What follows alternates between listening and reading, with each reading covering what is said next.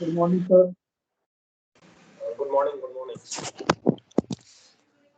ये जहांगीर और ये तुषार शायद दूसरे वाला मीटिंग में ज्वाइन किए हैं। उनको एक बार बोल दो कि जिसमें अभी ये वाला जो चल रहा है ना उस पे ज्वाइन कर ले। मैंने लिंक शेयर कर दिया है।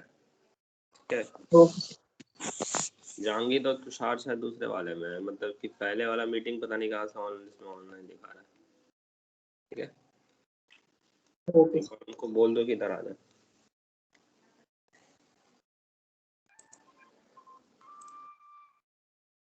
व्हाट्सएप से पे जो भी आ गए, अभिषेक जहांगीर तो आ गया, ये तुषार शायद नहीं आया।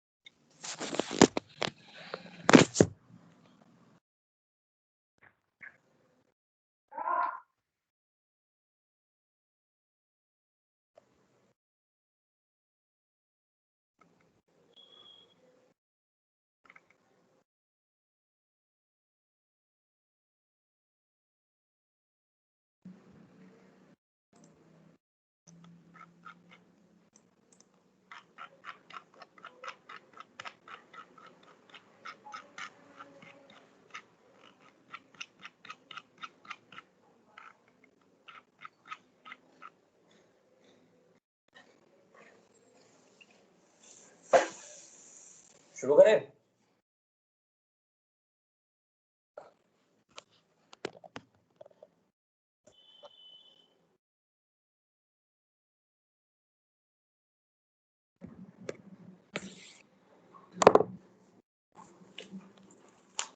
शुगर है तो बोलिए।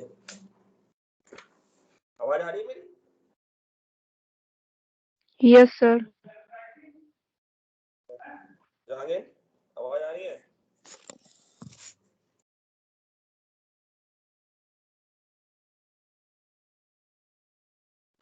जहांगीर,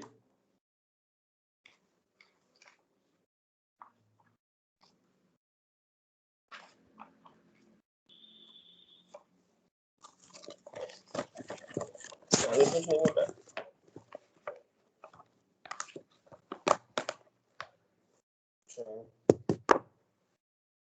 लास्ट क्लास में क्वेश्चन दिया था, आप लोगों ने बना लिया? सॉल्व किया, अटेम्प्ट किया कुछ? जी सर, अटेम्प्ट किया, हुआ नहीं। हाँ, हुआ नहीं सर, बना नहीं। बन गया? आंसर आया? सर बना नहीं, सही नहीं बना, गलत होना है। सर कंफ्यूजन बहुत सारा है उसमें। बताइए क्या करते हैं। सर आपको जो व्हाट्सएप किया देखिए, आपको कुछ एक्टिविटी दी हुई है और इनको आपको वही एक्टिविटी ऑन एरो में आपको बनाना है। जहांगीर ने बनाया तो जहांगीर ने सही बनाया है, उसने मुझे भेजा था, मैं उसको जवाब नहीं दे पाया, लेकिन उसका आंसर जो था वो सही था। अच्छा, ठीक है। तो देखिए क्या करना है इसमें, पहले देख लो कौन कौन सी एक्टिविटी है आपके पास। सबसे पहले यहाँ पे आपको जो डेटा दिया हुआ है ना, थोड़ा सा इस हिसाब से दिया है ताकि आपको क्लियरली दिखे नहीं। तो देखो कौन कौन सी एक्टिविटी है सबसे पहले, तो उसको एक बार नोट कर लेते हैं। जहांगीर, आवाज आ रही है तुमको कि नहीं आ रही Jahangir? Yes sir. Yes sir. Hello hello. हाँ हाँ, आ रही है ना आवाज? Yes sir, yes sir. चलो देखो, तुम्हारा वाला जो आंसर था वो सही था, हम तुमको रिप्लाई नहीं कर पाए थे, लेकिन वो आंसर सही है। ठीक है, वैसे थोड़ा सा एक बार हम देख लो जो हम बता रहे हैं आपको। इसमें बेसिकली नोट कर लो कौन कौन सी एक्टिविटी है आपको। यहाँ पे थोड़ा सा एक जो रिप्रेजेंटेशन दिया है उस हिसाब से नहीं दी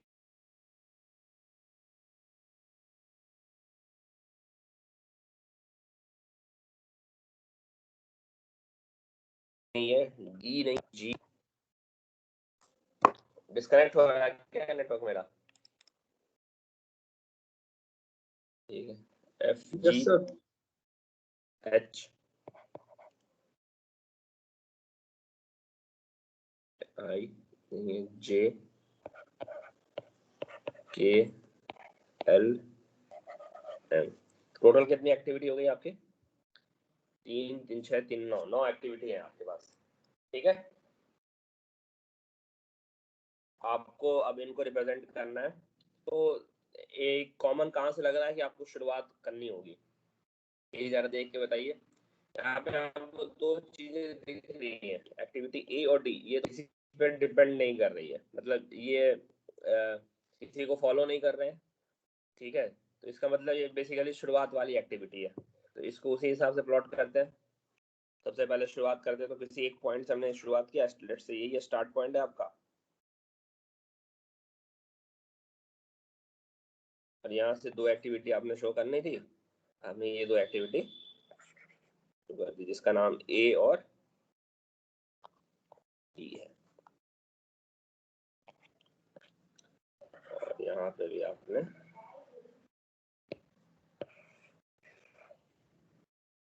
प्रेजेंटेशन है उसको रखा है। इसके बाद आते हैं आप एक्टिविटी एफ। एफ दिखा रहा है एक्टिविटी ए पे डिपेंड कर रहा है।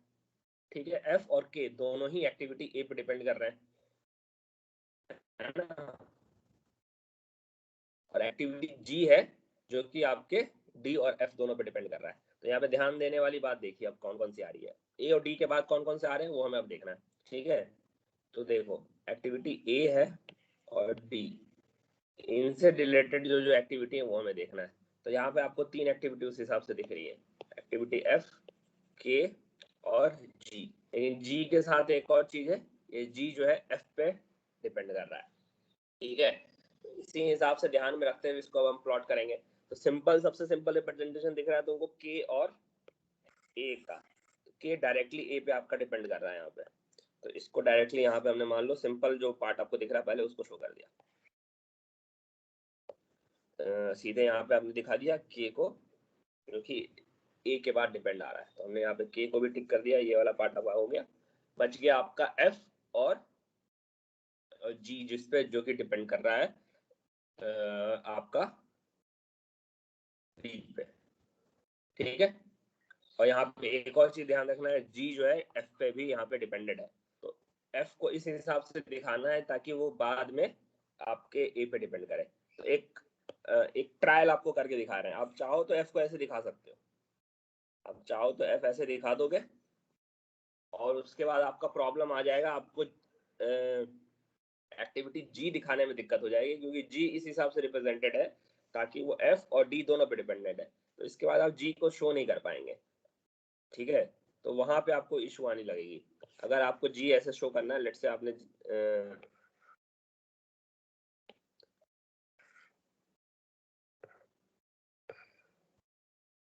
आपने जी को ऐसे शो कर दिया, तो आपको मुश्किल होगी, क्योंकि यहाँ पे आपको एक डमी एफ के बाद आपको यहाँ पे एक डॉटेड डमी यहाँ पे डालना पड़ेगा।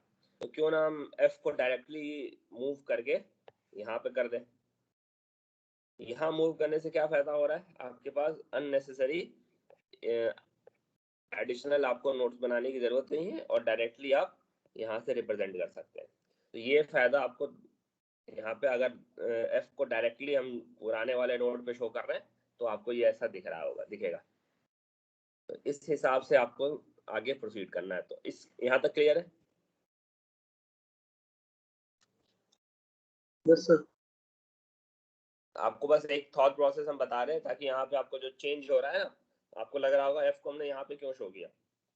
शो करने का यही कारण है, आप अलग शो करते थे, कर सकते थे, लेकिन वही हमने आपको दिखाया, एडिशनल आपको डमी प्रोवाइड करना पड़ता। तो उससे बेटर है कि आप इस हिसाब से आगे बढ़े। ठीक है, इसके बाद आप देखो क्या क्या हो गया आपके पास, जो जो एक्टिविटीज हो गई उसको हम लोग टिक करते हैं। तो यहाँ तक आपका चीजें ठीक ठाक चल रही है। एफ हो गया, आपने जी को भी शो कर दिया और के को शो कर दिया। अब आपके पास 4 एक्टिविटी बाकी है, जे, एच, के और एम। ठीक है, देखते हैं क्या क्या बाकी है, उनको यहाँ पे हम लोग देखेंगे क्या क्या है। तो आपके पास बाकी है जे, जे कहाँ गया, ये एक्टिविटी जे के बारे में आपको बताया है, ये डिपेंड कर रहा है, प्रोसीड कर रहा है एक्टिविटी डी को। ठीक है, मतलब डी के बाद आप आगे जाएंगे तो एक्टिविटी जे आपका होना चाहिए।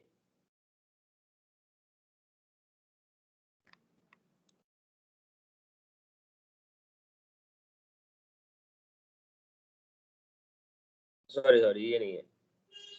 जे के बारे में आपको ध्यान रखना है कि एक्टिविटी जे प्रोसीड किसको कर रहा है, एक्टिविटी जी को, डी को नहीं प्रोसीड कर रहा है। यहाँ पे आपका जो रिप्रेजेंटेशन है उस हिसाब से आपको यहाँ पे ध्यान देना है। तो जे जो है आपके जी के बाद हो रहा है, तो सिंपल है, आप इसको जी के बाद सीधा सीधी जे को शो कर दो, इसमें ज्यादा कुछ नहीं करना है आपको। ये हो गया एक्टिविटी आपका जे, इसको भी टिक कर दिया हमने। इसके बाद आ गया, और देखो कौन सा सिंपल आपका बैठ रहा है, एक्टिविटी एच। एच भी आपका यहाँ पे दिखा रहा है, ये भी डायरेक्ट दिखा रहा है कि आपके जी के बाद हो रहा है। इसको भी दिखा देते हैं हम लोग, कोई और रिलेशनशिप कहीं है नहीं यहाँ पे, सिंपल इसको यहाँ पे शो कर देते हैं।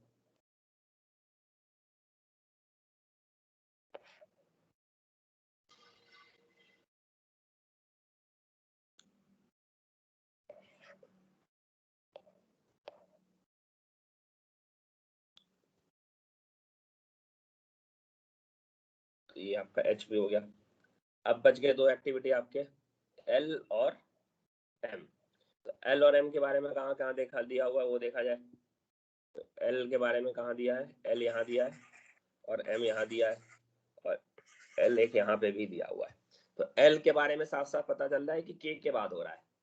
और एक और चीज आपको एल के बारे में पता चल रहा है कि वो एक्टिविटी एम को प्रोसीड कर रहा है, मतलब एम होने के पहले आपका एल को हो जाना जरूरी है। ठीक है, तो इसमें सबसे पहले देखो कि आपको ये दिखाना है कि एक्टिविटी एल जो है के पहले होने, मतलब कि के हो जाने के बाद आपका एक्टिविटी एल हो रहा है। ठीक है, तो एक आपको सिंपल नोड यहाँ पे शुरुआत करनी पड़ेगी। सिंपल हम जो आपको यहाँ पे बता रहे हैं वो ऐसा, मान लो यहाँ पे आपका खत्म हो रहा है, ये एक्टिविटी एल है और के बाद हो रहा है। दूसरी बात, टेम्परली अभी हम यहाँ पे सॉल्यूशन बता रहे हैं क्योंकि यहाँ पे आपको दिख रहा है तीन जो नोड्स हैं, तीन नोड आपके ओपन एंडेड है, जो कि हमने आपको बताया था ऐसा होना नहीं चाहिए, एक जगह ही सारी चीजें कंक्लूड होनी चाहिए। लेकिन अभी टेम्परली के लिए हम लोग यहाँ पे छोड़ रहे हैं ताकि आपको समझने में आसानी हो। तो एल को हमने यहाँ पे दिखा दिया, एल को दिखा दिया, तो बचा एम। एम के बारे में बताया जा रहा है कि एम जो होगा एक्टिविटी, वो एक्टिविटी एल के खत्म होने के पहले होना चाहिए। ठीक है, मतलब एक्टिविटी एल को होने के पहले आपका एम हो जाना चाहिए। ठीक है, सीधा सीधी ये बात हो रहा है। Hello, yes sir. तो आपका एल खत्म होने के पहले एक्टिविटी एम को होना चाहिए, लेकिन अब आप एम कहाँ शो करेंगे, आपके पास एम शो करने का कहीं ऑप्शन यहाँ पे दिख नहीं रहा है।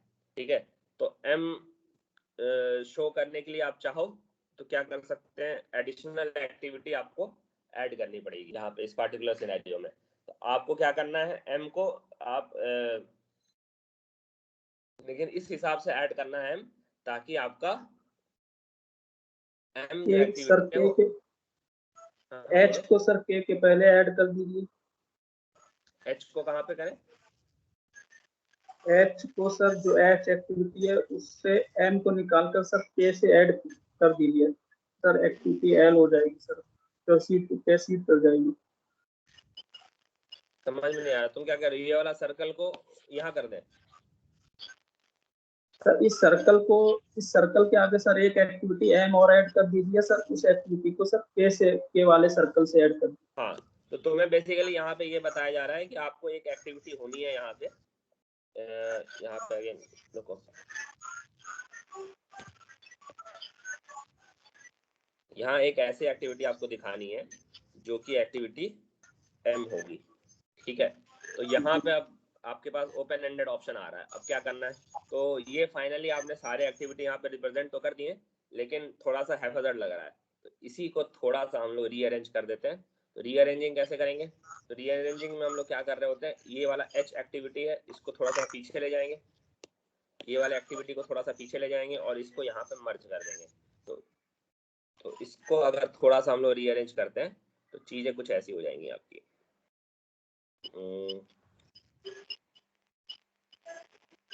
या फिर इसी को आगे कर देते हैं।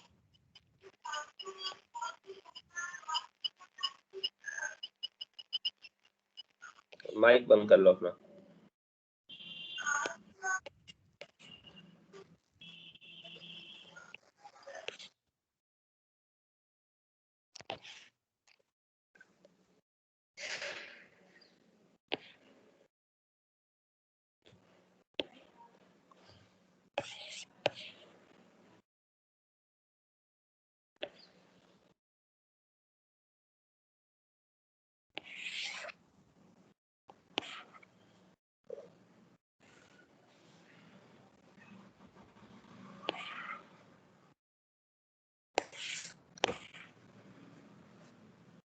ठीक है, अब ठीक लग रहा है?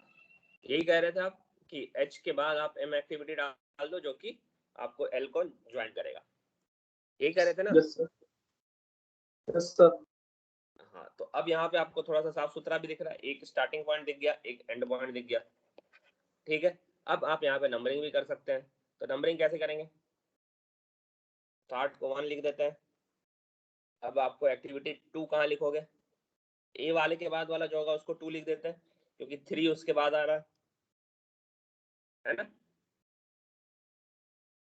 फिर ये 4 कर दो, यस सर। ये 5, उसी हिसाब से 6 और ये आपका 7 आपके इवेंट्स हो गए।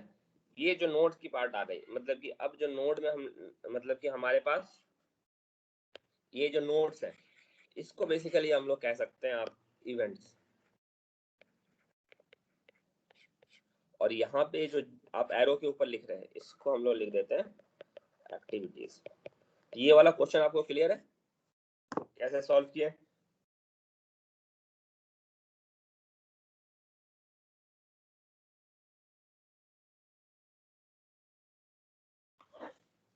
क्लियर है या नहीं है? Yes sir, clear. तो बेसिकली क्या हुआ, अभी तक हमने कैसे नेटवर्क डायग्राम बनाना है वो थोड़ा थोड़ा सीखा है, हल्का सा आपके पास इंट्रोडक्शन आ गया। कुछ अब इसके स्टैंडर्ड रूल्स है जिसको हम लोग यहाँ पे धीरे धीरे डिस्कस करेंगे और आगे प्रोसीड करेंगे। तो ये बेसिकली आपका टेक्निक्स ऑफ, मतलब बेसिक टेक्निक्स में आ जाता है, वो हम लोगों ने यहाँ पे देखा। अब हम लोग बेसिकली आप नेटवर्क डायग्राम के बारे में देखेंगे। जो अभी तक हम लोग बना रहे हैं उसी को नेटवर्क डायग्राम कहते हैं, लेकिन उसके कुछ इंपॉर्टेंट प्रॉपर्टीज जो हमने डायरेक्टली आपको एक्सप्लेन नहीं किया था वो हम लोग अब यहाँ पे। तो ये अभी तक समझ में आ रहा है तो आप लोग बताओ, कंफ्यूजन वगैरह तो नहीं हो रहा है ना?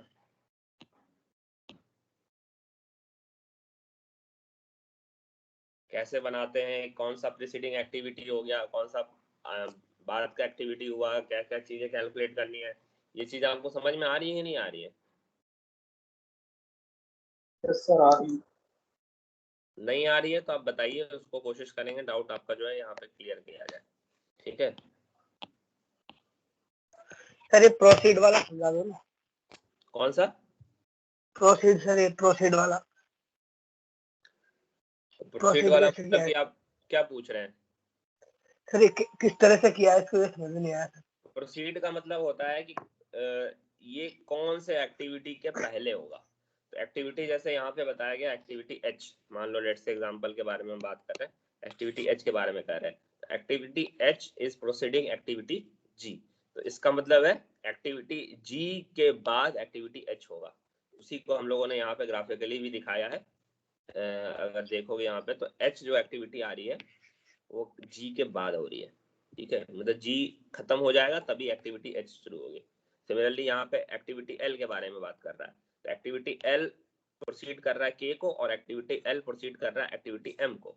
ठीक है, दोनों को हमने यहाँ पे देखा, एक्टिविटी L जो है K और M दोनों को ही प्रोसीड कर रहा है। प्रोसीड करना मतलब कि उस एक्टिविटी के बाद होगा। तो ये बेसिकली प्रोसीड का मतलब होता है आपका यहाँ पे। ठीक है जी सर। चलिए, तो अब हम लोग आते हैं नेटवर्क डायग्राम के कुछ प्रॉपर्टीज पे। तो उसको तो जो पार्ट है हम आपको प्रोवाइड कर देंगे, जो इसमें मतलब लिखा है वो हम आपको समझा देते हैं। ठीक है, तो माइलस्टोन चार्ट आपको समझ में आ रहा है, लाइन बार चार्ट क्या होता है, माइलस्टोन चार्ट क्या होता है, ये सब हमने आपको बताया है।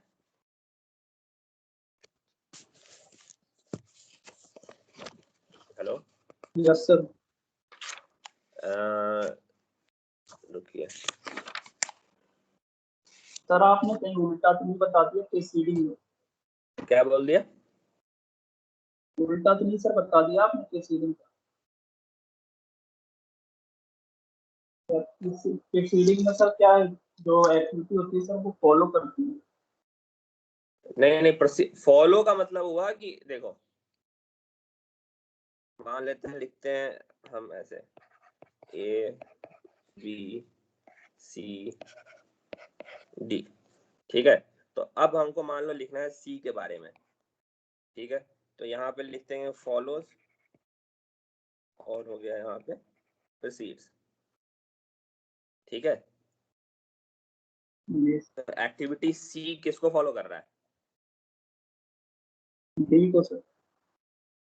और प्रोसीड किसको कर रहा है? सी को इसको और डी को सर। डी को सर फॉलो कर रहा है सर। D को कैसे फॉलो कर, पीछे क्या जाके थोड़ी फॉलो होता है। सर फॉलो करना मतलब सर आगे चलना होता है ना। हाँ, तो C किसके आगे चल रहा है?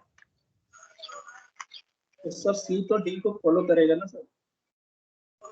तुम एरो में कहाँ से जाते हो भैया? यहाँ से शुरू होकर ऐसे जाते हो कि उल्टा चले जाते हो तुम?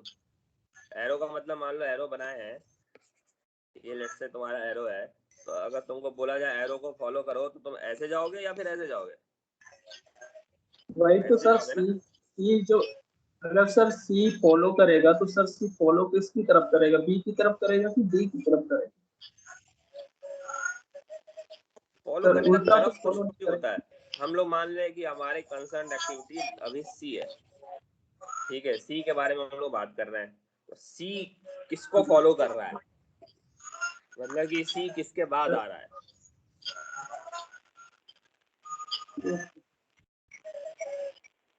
ठीक है, सर हम थ्री ऐसे जा रहे हैं, डिटरमिनेंट्स का 1 2 3 4 ऐसे जा रहे हैं, तो सी किसके बाद आ रहा है, बात ये होती है, ठीक है। पहले तो सी नहीं ना आया, पहले तो ए आया, बी आया, उसके बाद ना सी आया। अगर लाइन में कोई आदमी खड़ा रहेगा मान लो, तो लाइन में पहले किसको लिखोगे? मान लो एक के ऊपर एक चीजों को लिख रहे हैं, ए लिख दिया, फिर उसके ऊपर हमने बी को बैठा दिया, बी के ऊपर सी को बैठाया, और सी के ऊपर डी को बैठाया। तो सबसे पहले किसको बैठाया? ए को, फिर बी को, उसके बाद सी को आया। तो सी को बैठाने के पहले हमने किसको बैठाया? बी को। वही हमने लिखा, फॉलो करने का मतलब तो वही हुआ, सी किसको फॉलो कर रहा है। माइक बंद कर लो रोहित, ठीक है। आया समझ में? और प्रोसीड का मतलब क्या हुआ, इसके बाद कौन आ रहा है? इसके बाद डी आ रहा है। सर प्रीसीड और प्रीडिसेसर सब अलग अलग है। प्रीसीडर प्रीडिसेसर मतलब हुआ इसकी प्रीडिसेसर एक्टिविटी कौन सी है। प्रीसीड करना और प्रीडिसेसर एक्टिविटी दोनों अलग चीज हो गई ना। जी सर। प्रीसीड्स बेसिकली आपका इसका स्टेटमेंट ये हुआ, C follows B and C precedes D. Statement हमें अगर ऐसे लिखोगे तो ये ऐसा हो गया। तो यहाँ पे अगर एक्टिविटी के हिसाब से लिखेंगे तो हम लोग कहेंगे B is a predecessor activity of C, और ये कहेंगे D is a successor activity of C, ऐसे लिखेंगे। अभी हम लोग डिस्कस करने ही वाले हैं, लेकिन चलो ठीक है, यहाँ पे हो गया। आ रहा है समझ में? Okay sir. मिटा देते हैं।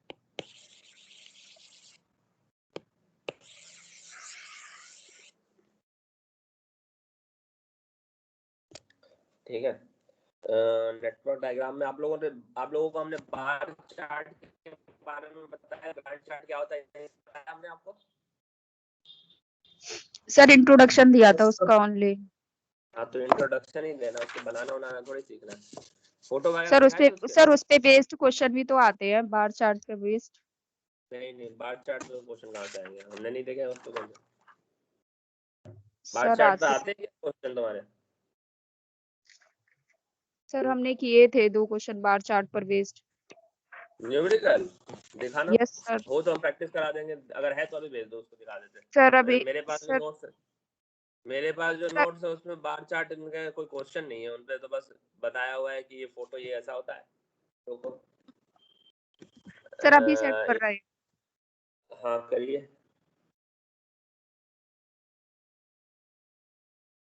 सर बोलिए। जब तक आपको बता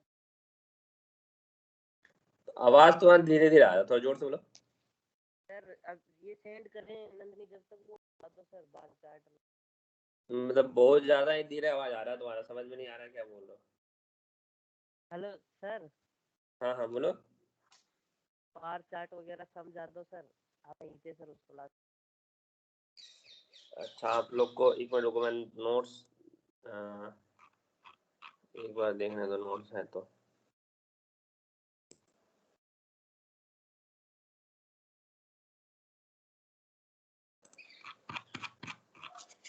एक सेकंड होल्ड करो, हम नोट्स अगर हमको मिल जाए, नोट्स से ही आपको डायरेक्टली दिखा देते हैं, और एक बार बताया हुआ है तो।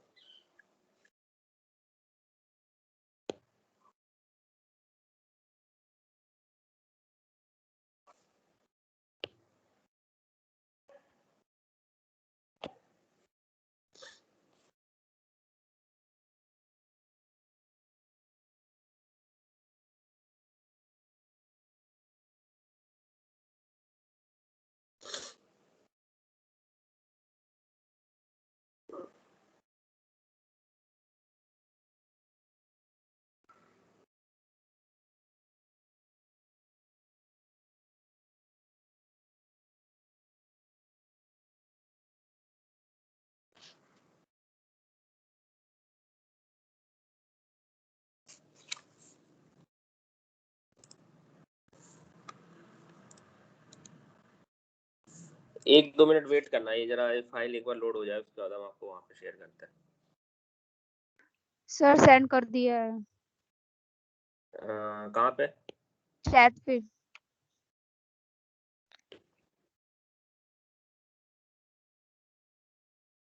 ये जो मीटिंग चल रहा है उसका चैट पे भेजो ना, फिर उसे बैक करना पड़ेगा तो मीटिंग कैंसिल हो जाता है।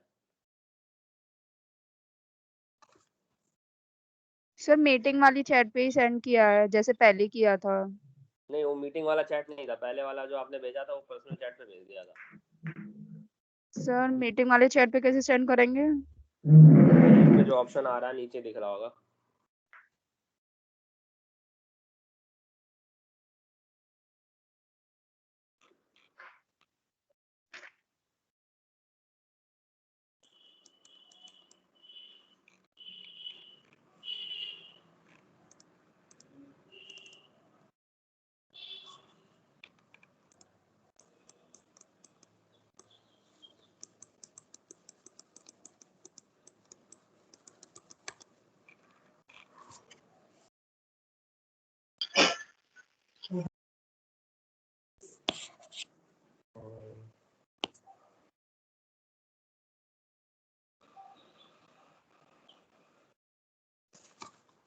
भेजा?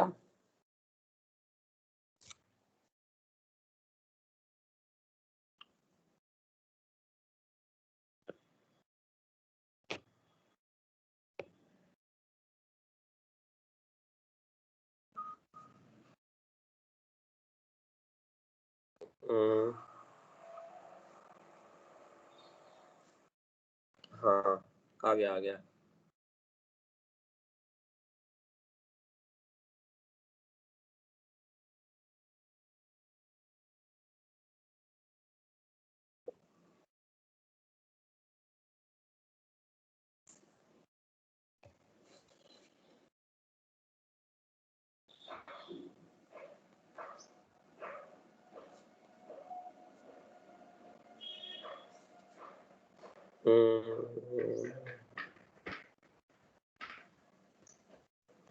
स्क्रीन दिख रहा है मेरा?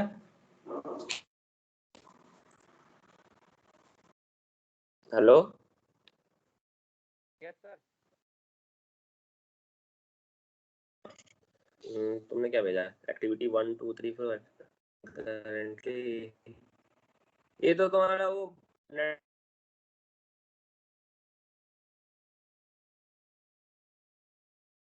सर फर्स्ट पेज पे क्वेश्चन है, सेकंड पे सॉल्यूशन है उसका। नेटवर्क डायग्राम का ही क्वेश्चन है।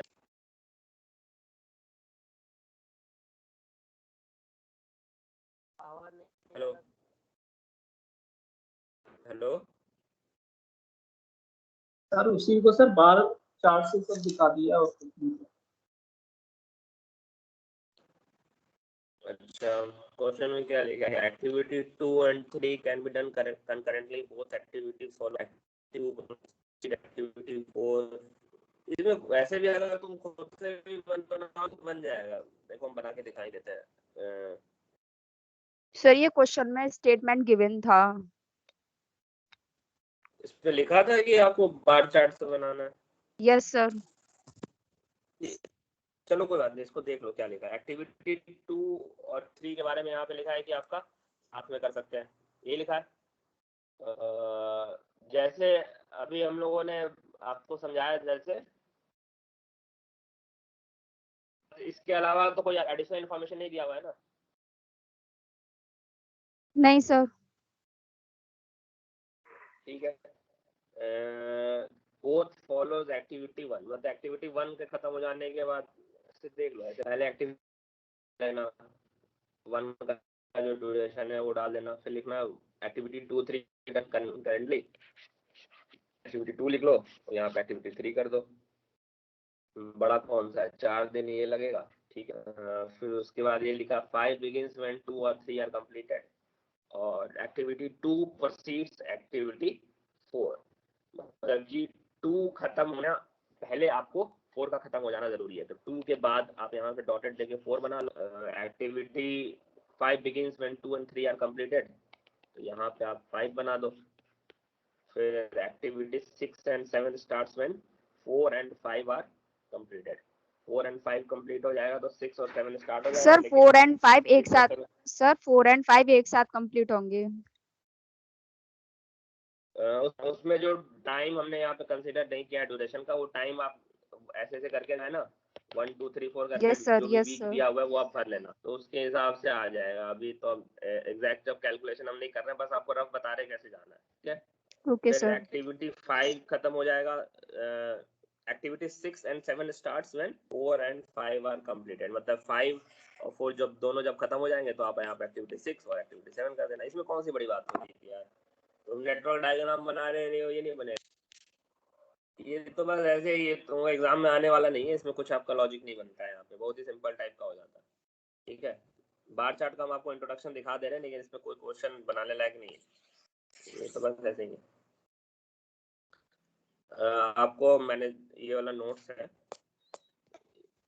इसमें आपको बार चार्ट का थोड़ा सा इंट्रोडक्शन वगैरह जो है वो आपको हम दिखा देते हैं कि क्या ड्रॉबैक है, उसके बाद नेटवर्क डायग्राम कोई खास इसमें नहीं से देखते हैं हम लोग, ठीक है। तो थोड़ा सा ये देखो क्या होता है बार चार्ट के बारे में, हमने आपको पहले भी बताया क्या होता है। पिक्टोरियल रिप्रेजेंटेशन है, पुराना यूज होता है, और इसका दूसरा नाम ग्रैंड चार्ट भी कहते हैं। हेनरी ग्रांट ने इसको बनाया था, तो इसको ग्रैंड चार्ट भी कहते हैं, ऑल्सो नोन एज, ठीक है। स्क्रीन विजिबल है ना मेरा? Yes sir. Yes sir. वही है जो अभी हमने आपको बनाया सर। था, ये यूनिट्स ऑफ टाइम नीचे रहता है, और ये हाँ बोलो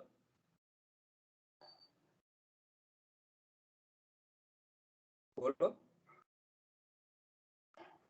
सर कुछ नहीं है सर, स्क्रीन विजिबल है सर, ये बताओ। विजिबल है ना? Yes sir visible. ठीक है, तो यहाँ पे वही जैसे अभी हमने यहाँ पे बनाया ना, आपका नीचे में आपका एक टाइम का यूनिट होगा, वीक में दिखा सकते हो, डेज में दिखा सकते हो, और एक्टिविटीज को रिप्रेजेंट कर रहे होते हैं यहाँ पे। तो जैसे अभी हमने दिखाया था एक्टिविटी ए बी सी ऐसे करके आप दिखा सकते हैं। तो यहाँ पे अगर ध्यान से देखोगे तो कुछ पार्ट आपको बेसिकली प्रोग्रेस पता चल सकता है अगर आप यहाँ पे शेडिंग करते हैं। तो अगर हमने एक्टिविटी ए के ऊपर 2 लाइन बना दिया और ऊपर वाले लाइन को शेड करने लगे, तो हम बता सकते हैं जितना शेड हुआ तो उतनी एक्टिविटी आपकी कंप्लीट हो गई है। तो बेसिकली बार चार्ट या ग्रैंड चार्ट का मतलब यही होता है, आप नीचे एक्टिविटी यहाँ पे आप शो करो, और ऊपर में जो हल्का सा डॉटेड पार्ट आपको दिख रहा है, अगर आपको नहीं भी दिख रहा है तो हम आपको ऐसे बता दे रहे हैं, ये आपका प्रोग्रेस बता रहा होता है कि हमने इतना प्रोजेक्ट या इतना पार्ट आपका कवर कर लिया, ठीक है। तो यही आपका ग्रैंड चार्ट का या फिर बार चार्ट का यूटिलाइजेशन होता है, जहाँ पे आपको रफ आइडिया पता चलता है कि प्रोजेक्ट कैसे करना है। लेकिन अगेन यहाँ पे आपको इंटरडिपेंडेंसी नहीं पता चल रही होती है। ठीक क्या हो गया?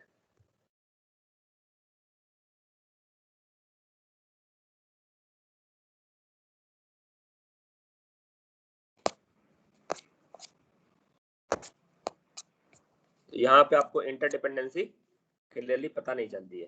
ठीक है, तो वो इशू रहता है और इसी को हम लोग आगे आगे जाके डील करते हैं। यहाँ पे कई बार आप इसको डिटेल नहीं, इसमें जो ड्रॉबैक आपको दिया है कि आपको प्रोग्रेस ऑफ वर्क दिखाने में प्रॉब्लम रहती है, इंटरडिपेंडेंसी नहीं दिखती है, ज़्यादा डिग्री ऑफ डिटेल नहीं रहता है, तो ये सारे आपके बार चार्ट के लिमिटेशन है जो कि हम लोगों ने बाद में ओवरकम किए माइलस्टोन चार्ट से। तो माइलस्टोन चार्ट में क्या करते हैं कि हम लोगों ने एडिशनल कुछ मार्कर्स इंट्रोड्यूस कर देते हैं आप अपने बार चार्ट में। जैसे ये मार्कर आपको यहाँ पे एरो हेड दिख रहे हैं ना, ये आपके मार्कर्स दिखा दिए जाते हैं। आपने प्रोजेक्ट को छोटे छोटे हिस्सों में बांट दिया और हमने कह दिया कि एक्टिविटी, ये वाली एक्टिविटी का फर्स्ट मार्कर तक कंप्लीट हो गया।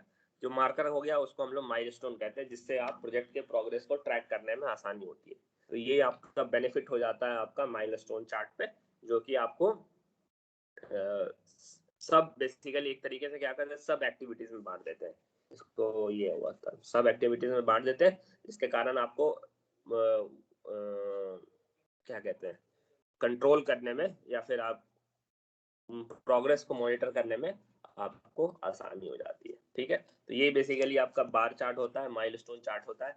इसी में अब थोड़ा थोड़ा लोग मॉडिफाई करते रहते हैं और चेंज करते रहते हैं। कई बार इसमें आपको लगता है कि प्रोग्रेस नहीं हो रहा है, तो हमने यही बताया आपको, यहाँ पे शेडिंग करके दिखाते हैं कि हमारा कितना प्रोजेक्ट आपका प्रोग्रेस हो गया। तो जितना शेड कर दिए बोलेंगे कि हाँ इतना प्रोजेक्ट हो गया प्रोग्रेस। तो ये एक्टिविटी मतलब कि बेसिकली आपका प्रोग्रेस मॉनिटर करने का तरीका हो गया। कई बार आप लोगों को देखोगे कि यहाँ पे एरो इंट्रोड्यूस करते हैं। एरो इंट्रोड्यूस करने से क्या होता है, आपको इंटरडिपेंडेंसी क्लियर हो जाती है कि इसका मतलब क्या हुआ, let's say activity B C D है। ठीक है, तो अगर आप बी से डी पे एरो दिखा दे रहे हैं तो आपको एक चीज क्लियर हो जा रहा है कि एक्टिविटी डी जो है एक्टिविटी बी के बाद हो रही है। तो ये सब उस जो प्रॉब्लम आपके लिमिटेशन थे उसको ओवरकम करने के तरीके हैं। और एक और था कि आपको माइलस्टोन इंट्रोड्यूस करने की बात कर रहे थे, जो कि आप ओवरऑल पूरे प्रोजेक्ट को एक्टिविटीज को सब एक्टिविटीज में ब्रेक करके उसको ट्रैक करने में आपको हेल्प होता है। अगेन ये सारे जब आउटडेटेड टेक्निक्स हैं तो ज़्यादा यूज नहीं होता है, लेकिन आपको बस रफली आपको ये समझ में आ रहा है कि क्या है। इसी का एडवांस वर्जन आपका नेटवर्क डायग्राम है, जिसपे हम लोगों ने देखा कि प्रोग्रेस ट्रैक करने में आसान हो जाता है, इंटरडिपेंडेंसी ट्रैक करने में आसान हो जाता है। और अभी आगे पढ़ोगे तो उसमें कैसे उसमें रीशेड्यूलिंग वगैरह का पार्ट आता है, वो सारी चीज़ें देखोगे कि सारे जो जो इसके ड्रॉबैक्स है उसको रेक्टिफाई करते हुए हम लोगों ने नेटवर्क डायग्राम बनाया था। तो इस पे चीज़ें काफ़ी सिंप्लीफाइड टर्म में होती थी। देख भी रहे हो लगभग 100 साल पुराना टेक्नोलॉजी, मतलब ये टेक्निक है, इसमें बहुत ज़्यादा है कुछ नहीं, बात यही है। ठीक है, यहाँ तक चीज़ें क्लियर है? Yes sir. तो ये बेसिकली था आपका नेटवर्क डायग्राम। नेटवर्क डायग्राम का पहले का पार्ट क्या है, माइलस्टोन चार्ट क्या होता है, ये क्या लिंक्ड, इसी को अलग अलग नाम दे देते हैं लोग, लिंक्ड बाई चार्ट। अच्छा इसने भेजा भी तो है सॉल्यूशन, हाँ ये तो भेजा ही है इसने, एक सेकंड एक मिनट देखो। हाँ, जैसे ये हुआ इक्वेशन, इसी में अगर तुमको क्वेश्चन में अगर तुम्हारे पास ये बड़ा डायग्राम है सामने, तो तुमको पता कैसे चलेगा कि एक्टिविटी 6 जो है वो 5 या 4 के खत्म होने के बाद हो रही है? ऐसा पता तो चलेगा नहीं। हो सकता है कि एक्टिविटी 5 के खत्म होने के बाद तुम 6 को शुरू कर सकते हो सकता है एक्टिविटी 4 के खत्म होने के बाद तुम 6 को शुरू कर सकते हो। ये तो क्लियरली है नहीं कि दोनों के साथ आपका डिपेंडेंसी है या एक के साथ डिपेंडेंसी है। तो इसी में कई बार आपको क्या करते हैं लोग, एरो दे के शो करते हैं, जो अभी हम आपको यहाँ पे दिखा रहे हैं। यहाँ पे आप क्या करते हैं, एरो दिखा देते हैं। एरो दिखाने से हो जाता है, इसको कहते हैं लिंक्ड बार चार्ट, का नाम बदल जाता है, इसको कहते हैं उसके बाद लिंक्ड बार चार्ट। सिमिलरली अभी जो इसने भेजा था इसमें आपको ये नहीं पता चल सकता है कि प्रोग्रेस कितना हुआ। आपने ये बना दिया, आपका मान लो 5 हफ्ते बीत गए, फिर आपको पता करना है कि हमारा प्रोजेक्ट कितना प्रोग्रेस हुआ, वो भी आप यहाँ से नहीं दिखा सकते हो। तो उस प्रॉब्लम को ओवरकम करने के लिए क्या किया इन्होंने, तो नया टेक्निक आपने यहाँ पे इंट्रोड्यूस कर दिया। यहाँ पे क्या करना, पूरे एक्टिविटी को 2 पार्ट में बांट दिया, ऊपर नीचे में देखने लगे कि शेड करने लगे कि हाँ कितना प्रोग्रेस हुआ है हमारा। ठीक है। अगर प्रोग्रेस अगर लाल पूरा आप इस पे रंग भर दे रहे हो तो इसका मतलब एक्टिविटी पूरी पूरी कंप्लीट हो गई, आधा भरे हो तो आधा रंग कंप्लीट हुआ है। तो इस टाइप के जो एक्टिविटीज थे, ये सब जो इसके प्रॉब्लम्स होते थे उसको रेक्टिफाई करने के लिए बेसिकली नेटवर्क डायग्राम का सॉल्यूशन अडॉप्ट किया गया। ठीक है, तो अब हम लोग आते हैं नेटवर्क डायग्राम में। हमने आपको ऑलरेडी बताया हुआ है कि दो चीजें होती हैं, PERT project evaluation and review technique, और CPM क्रिटिकल पाथ मेथड। इसके अलावा और भी नाम आते हैं लेकिन फिलहाल उस पर इन्वॉल्व होने की जरूरत नहीं है। फिर नेटवर्क डायग्राम में हमने आपको दो तरीके के बताया, एक्टिविटी और नोड होता है, एक्टिविटी और एरो, दोनों पे हमने क्वेश्चन भी सॉल्व किया, दोनों का एडवांटेज के बारे में बात किया। इवेंट्स क्या होता है, इवेंट के बारे में भी बताया था हमने आपको। इवेंट में आपको रिसोर्स की ज़रूरत होती है, तो रिसोर्स में मतलब आपको क्या क्या टाइम की ज़रूरत है, सॉरी एक्टिविटीज़ में आपको रिसोर्स की ज़रूरत होती है, इवेंट में आपको रिसोर्स की ज़रूरत नहीं होती है। इवेंट का मतलब होता है वो आपको चीज़ें तुरंत शुरू हो रही हैं या फिर तुरंत ख़त्म हो रही हैं। तो अभी जो हमने डिस्कस किया था नेटवर्क डायग्राम, हमने जो आपको बनाया था, इसमें हमने आपको बताया था इवेंट क्या है, एक्टिविटी क्या है। तो एरो के ऊपर जो हम लोग शो कर रहे हैं वो आपकी एक्टिविटी हो गई, ठीक है, और इवेंट जो हो गया आपका 4 हो गया या 5 हो गया। ये नंबरिंग जो नोट्स आपको यहाँ पे दिखा रहे हैं वो आपको इवेंट से बता रहे हैं। तो टेक्निकली अगर आपसे पूछा जाए तो आप बता सकते हो कि एक्टिविटी जी हुआ, एक्टिविटी के हुआ, इसको खत्म करने में आपको कुछ गिवन टाइम लगेगा, लेकिन जैसे ही आप ये खत्म करोगे तो आप कहेंगे कि इवेंट 4 जो है वो कंक्लूड हो गया, मतलब आप इवेंट 4 पे पहुंच गए। इवेंट में अपने आप में कोई टाइम की जरूरत नहीं होती, ये अपने आप में इंस्टेंटेनियस एक्टिविटी, इंस्टेंटेनियस एलिमेंट्स होते हैं। समझ में आ रहा है एक्टिविटीज और इवेंट का अंतर क्या है? Yes sir. Yes sir. ठीक है, एक्टिविटीज में करने में आपको समय लगेगा, और आप कहें इवेंट हो गया तो मतलब आप कहेंगे तुरंत हो गया। तो अगर अगेन इसको यहाँ पे एरो से भी दिखाते हैं, यहाँ पे आपको ये हुआ, ये ऐसे जा रहा है, और ये है एक्टिविटी का नाम, मान लो लेट्स से ए बता दें, इसको कहने में हम लोग लगता है 10 डेज। इसका नाम 1 हो गया, इसका नाम 2 हो गया। तो इसमें क्या कह सकते हैं, 1 जो हो गया आपका स्टार्ट इवेंट हो गया, और 2 जो हो गया आपका एंड इवेंट हो गया। समझ में आ रहा है? और ए जो हो गया आपका क्या हो गया, एक्टिविटी हो गया। ठीक है, तो यही बेसिकली आपका इवेंट और एक्टिविटी में अंतर क्या है वो दिखा रहा है। अगेन इवेंट को रिप्रेजेंट करने का तरीका क्या है, सर्कल से दिखा सकते हैं, स्क्वायर से दिखा सकते हैं, रेक्टेंगल से दिखा सकते हैं, ओवल से दिखा सकते हैं, आपकी मर्जी। उसके बाद नाम, अगेन अभी सबका नाम नॉमेनक्लेचर आता है, वो आपको ध्यान रखने की ज़रूरत है, लेकिन धीरे धीरे प्रैक्टिस करोगे तो आपको समझ में आ जाएगा, कोई मतलब नहीं है सबका चीज़ का, बस ऐसे ही दिया हुआ है। तो आपको हम बस ऐसे बता दे रहे हैं क्या है। तो जैसे कि एक इवेंट है जहाँ से बहुत सारी एक्टिविटी निकल रही है, इसको कह दिया टेल इवेंट। बहुत सारी एक्टिविटी इस इवेंट के अंदर जा रही है, इसको कह दिया हेड इवेंट। ठीक है, ऑब्जेक्टिव वगैरह में भी नहीं पूछते, बस आपको हल्का सा नाम पता होना चाहिए कि क्या है। एक बार देखोगे तो आपको आइडिया लग जाएगा कि क्या है, वो आपको यहाँ पे क्लियर करा ही रहे। आ रहा समझ में? टेल इवेंट क्या हुआ, हेड इवेंट क्या हुआ, जिसको हम लोगों ने Yes, sir. स्टार्ट या एंड करके भी हम लोग अभी जो डायग्राम्स बनाए थे, हमने आपको बताया था स्टार्ट बताओ एंड बताओ। तो उसका मतलब यही हुआ, जहां से चीजें शुरू हो रही हैं उसको स्टार्ट कहेंगे या फिर टेल कहेंगे। ठीक है, जहां चीजें खत्म हो गई उसको हेड कहेंगे या फिर एंड कहेंगे या फाइनल कहेंगे। आ रहा है समझ में? अभी आपने बनाया था, Yes, देखा sir. था, ये जो हमने किया था, हमने क्या किया था, एक यहाँ पे स्टार्ट लिखा, यहाँ पे एंड लिखा। स्टार्ट से क्या हो रहा था, चीजें निकल रही थी, एंड में क्या हो रहा है, चीजें कंक्लूड हो रही है। वही ये स्टार्ट इवेंट हो गया, ये आपका एंड इवेंट हो गया।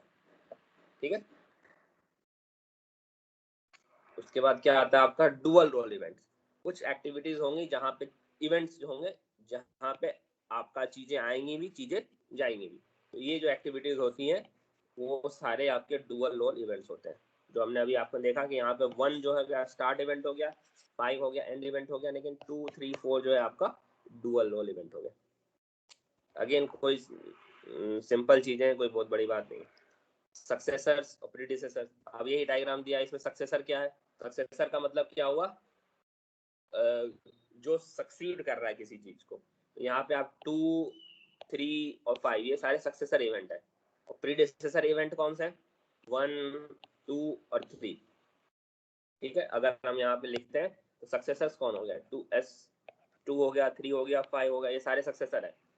प्रीडिसेसर कौन है, मतलब प्रीडिसेसर का मतलब हो गया कौन सा एक्टिविटी, ये कौन सा इवेंट इसके पहले हो रहा है। पहले होने वाले कौन से, 5 के पहले क्या हो रहा है आपका 2 हो रहा है, ये प्रीडिसेसर है। 5 के पहले 3 हो रहा है, ये प्रीडिसेसर है। 2 और 3 दोनों के पहले 1 हो रहा है, तो ये प्रीडिसेसर हो गया। आ रहा है समझ में? तो यहाँ पे बीच में आपको ये दिखेगा कि एक्टिविटी 2 और 3 सक्सेसर भी है, प्रीडिसेसर भी है। अगेन सबको नाम का कोई लेना देना होता नहीं है, बस किताब में है तो हम आपको बता रहे हैं। लॉन्ग टर्म में कोई यूज नहीं है इसका। इंग्लिश का अगर टर्म आपको समझ में आ रहा है तो आप समझ जाओगे क्या बात हो रही है। ठीक है, चीजें क्लियर है? Yes sir. वैसे हम आपको बता दे रहे हैं, आप लोग स्टूडेंट हो, पहली बार आप लोग देख रहे हो तो आपको जानना भी जरूरी है, ऐसा नहीं है कि नहीं जानना है। वो हमें जैसे लगता है कि बहुत कोई सेंस नहीं बनता। अब बताओ इसमें डिफाइन करने की क्या ही जरूरत है, कौन सा सक्सेसर है कौन सा प्रीडिसेसर है। आप डायग्राम देखोगे तो खुद ही समझ में आ रहा है ना।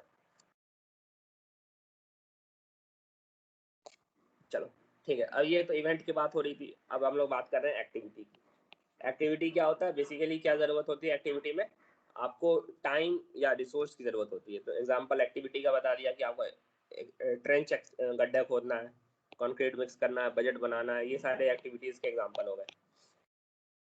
ठीक है, एक्टिविटी को रिप्रेजेंट करने का क्या तरीका है, अभी 2 तरीके हमने देखे थे, एक्टिविटी ऑन एरो या फिर एक्टिविटी ऑन नोड। ज्यादातर हमने क्वेश्चन एक्टिविटी ऑन एरो के किए थे, लेकिन आपने कुछ क्वेश्चन ऐसे भी बनाए हैं जहाँ पे एक्टिविटी ऑन एरो और एक्टिविटी ऑन नोड दोनों ही हो। इसके भी एग्जांपल हमने आपको दिखाए थे। कुछ क्वेश्चंस आपने किए थे, जैसे ये वाला क्वेश्चन है, आपने एक्टिविटी ऑन नोड और एक्टिविटी ऑन एरो दोनों के क्वेश्चन किए ना। तो दोनों का आपको अंतर मोरलेस समझ में आ रहा है। एक में क्या होता है, एक्टिविटी को हम लोग ये जो गोल गोल होता है उस पर ना लिख के एरो पे लिखते हैं, तो वैसा होता है। तो एक्टिविटी ऑन एरो हो गया, जो कि अभी हम लोगों ने रिसेंटली भी किया है। और एक्टिविटी ऑन नोड, ये जो बॉक्स बना के या फिर सर्कल बना के हम लोग काम करेंगे तो उसको हम लोग कह देते हैं एक्टिविटी ऑन नोड। ठीक है, आ रहा है समझ में? Yes sir.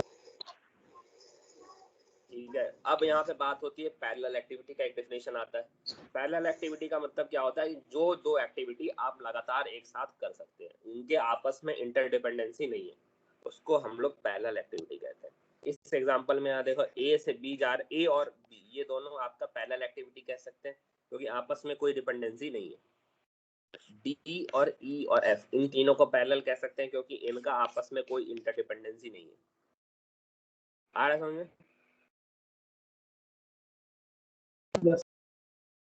तो इसका मतलब क्या हुआ, इनका कोई भी सक्सेसर सेम नहीं होगा। आइडेंटिफाई करने का तरीका हुआ। उसका डमी के बारे में हमने आपको बताया था। अगेन, जहां पे आपको रिलेशनशिप एस्टेब्लिश करना है लेकिन आपको कोई भी रिसोर्स प्रोवाइड नहीं करना है, वहां पे आप डमी डालते हैं। डमी का भी एग्जांपल हमने आपको करवा के दिखाया था, यहाँ पे हमने डमी डाल के दिखाया था, याद है? यहाँ पे क्या हो रहा था, सी एक्टिविटी को आपको दिखाना था, एक्टिविटी बी और ए दोनों के बाद हो रहा है, तो आप दिखा नहीं पा रहे थे, तो आपने बीच में एक डमी डाला, डमी डाल के आपने दिखाया कि ये एक्टिविटी कंप्लीट हो रही है। अगेन वही डमी का मतलब क्या हुआ, कोई भी इसको रिसोर्स की जरूरत नहीं होती है, इसकी बेसिकली जरूरत होती है ग्रामेटिकल करेक्शन के लिए आपको जरूरत होता है। ठीक है, अगेन आपको यहाँ पे जैसे एग्जांपल दिखाना है, मान लो कोई एक्टिविटी आपका 1 से 2 होने वाला इवेंट है, और आपको एक्टिविटी यहाँ पे एग्जांपल में दिया हुआ एक्टिविटी ए है और एक्टिविटी बी है। ठीक है, आपको दिखाना है एक एक्टिविटी ऐसी, आपको ऐसे शो करना है कि एक यहाँ पे लेट्स से एग्जांपल आ रहा है, इसके बाद आपको कोई एक्टिविटी शो करना है जो कि सिर्फ ए पे डिपेंड कर रहा है, तो आप शो नहीं कर पाओगे। यहाँ पे आप चाहते हो कि कोई ऐसा एक्टिविटी दिखाना है जो कि सिर्फ ए पे डिपेंड करे, बी पे डिपेंड ना करे, ए पे डिपेंड करे, बी पे डिपेंड नहीं करे। तो आप इस पार्टिकुलर से पहले वाला जो एग्जांपल दिया है यहाँ पे नहीं शो कर सकते हो। तो आपने क्या किया, यहाँ पे डमी का हेल्प लिया और डमी के हेल्प से आपने दिखा दिया कि हाँ एक डमी दिखा दो, और उसके बाद हम उस एक्टिविटी को यहाँ पे शो कर सकते हैं। ठीक है, तो ये बेसिकली आपका जरूरत हो जाता है डमी एक्टिविटी क्यों यूज करते हैं उसके लिए। दूसरा use again logical purpose. Logical purpose ये हुआ कि अगर आपको दिखाना है कि एक एक्टिविटी डी जो है आपके ए और बी दोनों के कंप्लीशन के बाद ही स्टार्ट हो सकता है, तो उस समय आपको इस हिसाब से हेल्प लेना। इसी सिमिलर एग्जांपल हमने पिछले जो एग्जांपल लिया था उसमें भी दिखाया था, हमें आप एक्टिविटी डी है जिसको दिखाना है एक्टिविटी ए और बी दोनों के बाद, लेकिन सी है जो सिर्फ ए पर डिपेंड कर रहा है, तो आप दोनों को एक नोड पे तो दिखा नहीं सकते, तो आपको क्या करना पड़ा, आपको डमी का हेल्प लेना पड़ा। उसके बाद आप उसी हिसाब से दिखाया डी को, ताकि वो ए और बी दोनों पे डिपेंड कर रहा है। चीजें क्लियर है? सर नहीं समझ में आ रहा है तो बताओ। अभी तक तो चीजें आसान है, ये तो हमने जो जो अभी तक आपको डिस्कस किया था, ये जो हमने आपको बताया वो सारी चीजें प्रैक्टिस, अगर अभी जो हमने क्वेश्चन आपको दिए अगर क्वेश्चन में थोड़ा सा भी अटेम्प्ट किए होंगे तो आपको प्रॉब्लम नहीं हुई होगी। यहाँ तक चीजें क्लियर हो रही होंगी, ठीक है? यहाँ तक आपको चीजें में कोई दिक्कत नहीं होनी चाहिए। इसके बाद है कोई दिक्कत तो बताओ, मतलब यहाँ तक कोई एक बार रूल्स ऑफ नेटवर्क कर देते हैं, फिर आप कोशिश करना ये वाला क्वेश्चन सॉल्व करना, ये वाला पूरा, फिर हम लोग बेसिकली पर्ट और सीपीएम के कैलकुलेशन में आ जाएंगे क्या होता है, ठीक है? तो हम रूल्स ऑफ नेटवर्क आपको बता देते हैं। अगेन वही सिंपल रूल्स हैं, उसको देखना है। इसमें पहला रूल क्या है कि आपके पास सिर्फ एक ही इनिशियल इवेंट होगा, एक ही फाइनल इवेंट होगा, ठीक है? दो जगह आपका दो इनिशियल इवेंट होता है तो आपको देखने में ठीक नहीं लगता है, कैलकुलेशन में मुश्किल होगी। समझ में आ गया? पहला रूल हो गया क्लियर। क्लियर हो गया? क्लियर है? Yes sir. Second yes rule, sir. इसमें सेकंड रूल में आपको लिखा हुआ है कि event can not occur unless all preceding activities are completed. इसका मतलब अगर आपको एक्टिविटीज ये वाली करनी है 4 to 6 वाली, इसका मतलब हुआ कि 4 और 6 के पहले जितनी एक्टिविटी हो रही है वो आपको सारी कंप्लीट हो जानी चाहिए, ठीक है? अगर हम यहाँ पे पेन से मार्क करके दिखाएं, मान लो पर्पल से दिखाते हैं, मान लो आप चाहते हो कि ये वाली एक्टिविटी कंप्लीट हो तो इसके पहले सारी एक्टिविटी कंप्लीट हो जानी चाहिए। तो इसके पहले वाली एक्टिविटी कौन कौन सी है?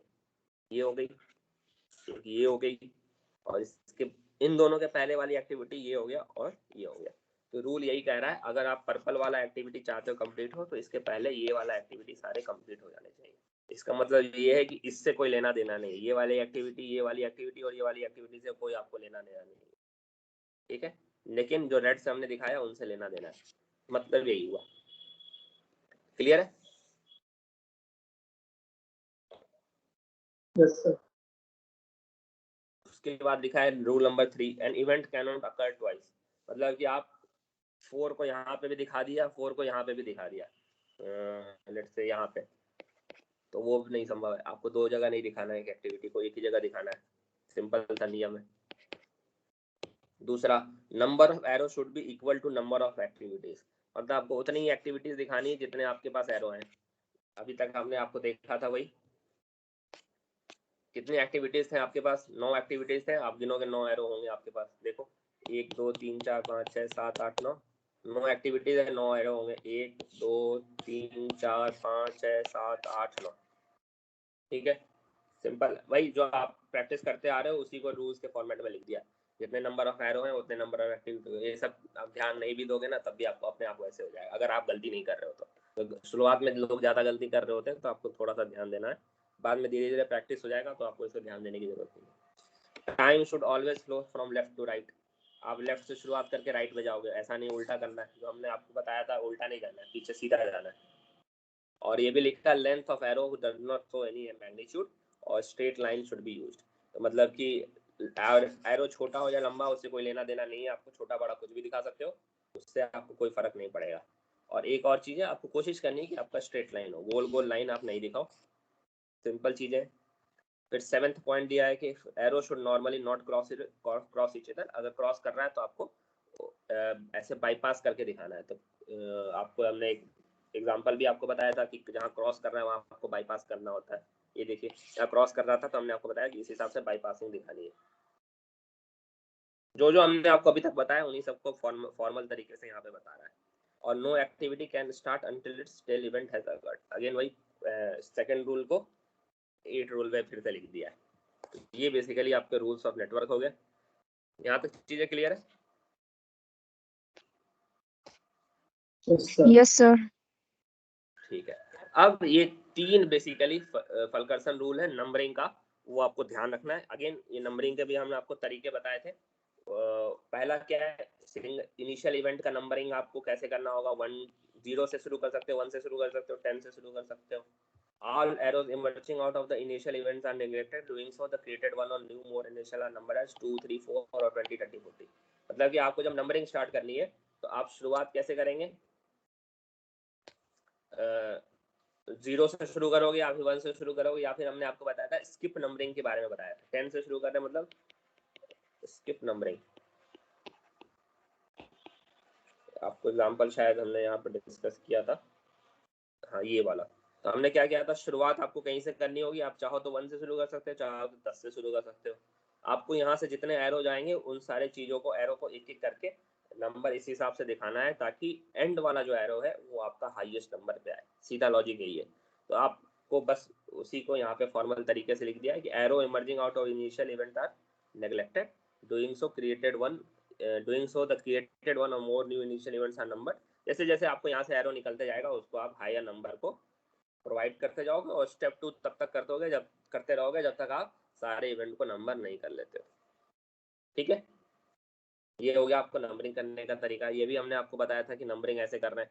आपको गैप इसलिए देते हैं, इसमें लिखा नहीं है, लेकिन गैप देने का मतलब ये एडवांस लेवल में कई बार होता है आपको गैप देना पड़ता है, शायद आप लोग इस कोर्स में नहीं रहेगा। गैप देने का मतलब ये होता है कि बीच में आपको कोई एडिशनल एक्टिविटी ऐड करनी होती है तो आप आराम से ऐड कर सकते हैं। यहाँ तक चीजें क्लियर है? Yes sir. फिर आपके पास आता है ये 3 तरीके एरर। ये ध्यान रखने होते हैं आपको कि ऐसा गलती ना हो। पहला गलती है लूपिंग एरर नहीं होना चाहिए। लूपिंग एरर का मतलब कि आपका नेटवर्क डायग्राम ऐसा ना बन जाए जहाँ पे आप गोल गोल घूमते रहे उसमें। तो ऐसा यहाँ से यहाँ गए, यहाँ से यहाँ गए, फिर यहाँ से यहाँ गए, फिर यहाँ से ऐसे, मतलब गोल गोल घूमते रह जाएंगे। तो इस टाइप के एरर्स ना हो आप में। तो आपको डायग्राम बेसिकली कुछ ऐसा होना चाहिए कि एक स्टार्टिंग इवेंट हो और एक जगह कहीं पे जाके चीजें खत्म हो। तो ये हो गया लूपिंग एरर नहीं होनी चाहिए। दूसरा हो गया डैंगलिंग एरर। कोई भी ऐसा प्रोजेक्ट आपका एक्टिविटी नहीं होना चाहिए जहाँ पे आपका एंड में, जहाँ पे जैसे कि इवेंट नंबर 6 पे गए, यहाँ पे चीजें आके खत्म हो गई और लेकिन यहाँ पे भी आपको पता नहीं चल रहा है कि अब यहाँ पे क्या करना है। तो रिप्रेजेंटेशन का तरीका ये थोड़ा सा गलत है। तो इसको आपको कैसे ठीक करना होगा, आपको क्या करना पड़ेगा, यहाँ पे एक्टिविटी आपको ऐसे दिखानी पड़ेगी। ये एक्टिविटी 6 दिखाने की जगह आप सीधा सीधी यहाँ से, अगेन स्ट्रेट लाइन होना चाहिए, उसके हिसाब से एडजस्ट करना पड़ेगा और यहाँ पे तुमको आर दिखाना पड़ेगा और ये वाला पार्ट को हटा देना पड़ेगा। इसको बेसिकली डैंगलिंग एरर हो रहा था, हमने इसको सुधार दिया। ये भी ठीक है, मतलब एंड आपका एक पॉइंट में होना चाहिए, 2 जगह आप खत्म नहीं कर रहे हो प्रोजेक्ट को, ऐसा नहीं होना चाहिए। क्लियर है? Yes sir. और लास्ट में आता है वैगन व्हील एरर। तो यहाँ पे ऐसा नहीं होना चाहिए कि आपका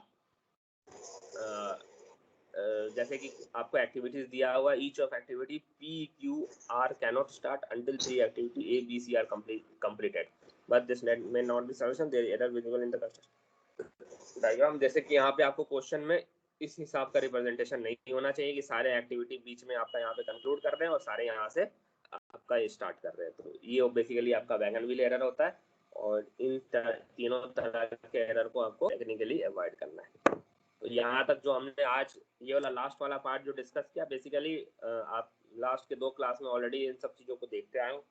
क्या क्या रूल होता है, क्या क्या बेसिक चीज़ें जाननी ज़रूरी है, लेकिन धीरे धीरे ओवर द प्रैक्टिस आपको लगेगा कि बहुत ही कॉमन चीज़ें हैं, कोई बहुत बड़ी बात नहीं है। तो ये हो गया आपका पहला बेसिकली इंट्रोडक्शन वाला पार्ट। ये वाले क्वेश्चन का स्क्रीनशॉट ले लो अगर आप, या फिर हम आपको ये PDF शेयर कर देंगे, आप वो PDF से ये क्वेश्चन वगैरह जो आपको सॉल्व कर देना। नेक्स्ट क्लास से हम लोग मेजर जो है और आपका सिलेबस अगर हम देखते हैं तो बेसिकली जो आपको नेटवर्क एनालिसिस का मेन जो आपका पार्ट है वो यहाँ पे शुरू हो जाएगा। CPM पार्ट का जो एनालिसिस है ना वो यहाँ पे शुरू करेंगे। मोरलेस आपको पता चल गया कि होता क्या है, क्या क्या चीज़ें हो गई हम देख लेते हैं। Sequence of activity, project management techniques, importance of, ये सारी चीज़ें हमने आपको कवर कर ली है। ये वाला फाइनेंशियल पार्ट तो आपको कवर किया हुआ है, ठीक है। अब हम लोग मेजर पार्ट पे आएंगे, नेटवर्क एनालिसिस पे। CPM पार्ट का जो यहाँ पे आपका न्यूमेरिकल हिसाब किताब होता है वो हम लोग आपका नेक्स्ट क्लास से स्टार्ट करेंगे, जहाँ पे हम लोग न्यूमेरिकल टाइप की चीज़ों पे आ जाएंगे। क्रिटिकल कैसे कैसे चीज़ों को कैलकुलेट करना है, क्या क्या आएगा, वो सारी चीज़ें आती है। ठीक है, ठीक है जी सर। ठीक है सर। Yes sir. चलिए आज हम बंद कर रहे हैं। वही हम 2 बजे फिर से ऑनलाइन रहेंगे। अगर आप लोगों को कोई डाउट वगैरह हो तो आप उस समय पूछ लेना, ठीक है सर वो पिछले लेक्चरों के नोट्स अपलोड कर देते सर। मेरा थोड़ा सिंक करने में इशू हो रहा है, एक बार ठीक हो जाएगा तो मैं आपको सारा का सारा आपको पीडीएफ फाइल, ठीक है? जी सर ठीक है। ये वाली पीडीएफ ओके सर। फाइल भेज।